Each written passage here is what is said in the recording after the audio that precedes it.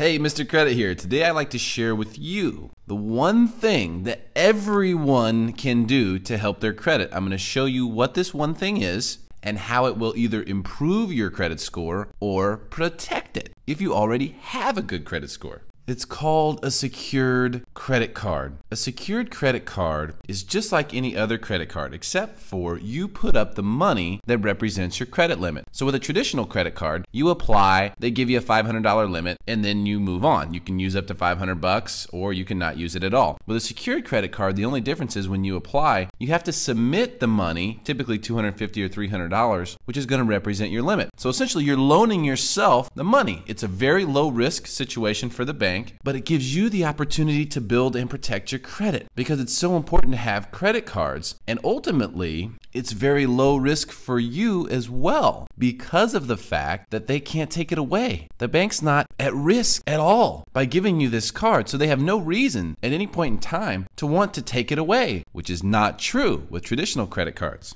A lot of people don't realize how much having a credit card will improve your credit score. If you don't have any credit cards or revolving accounts, you're missing a huge chunk of your credit score. It's 30%. 30% of your credit score is based on what we call utilization, which is the ratio between what your limit is on your revolving credit card accounts and what the balances are. This assumes that you have a revolving account. If you don't have one, you're missing out on 30% of the score. Not to mention, 15% of the score is your mix of credit. An ideal mix of credit is a mortgage, an auto loan, and at least 3 revolving accounts. So there are a lot of reasons why you need to have revolving credit card accounts, but you don't need to have traditional credit cards. Those can be taken away from you at any point in time. The secure credit cards cannot, and that is what's so cool about them. Not to mention, if you already have a really good credit score, by getting a few secured credit cards, you can really help protect it. I call it credit insurance because that's basically what it is. The more positive items you have on your credit report, the less damage a single negative item is going to be able to do because it will get drowned out by all the good stuff. See, if you only have 1 or 2 accounts on your credit report, even though they might be perfect and your score might be 780, one negative account is going to have a huge impact. It might not even be accurate. It could just be a collection that some collection company's throwing on your report to hope to get some money out of it. You never know. So you have to protect your credit. You can do that with secured credit cards. I have over 40 of them myself. And the reason is because I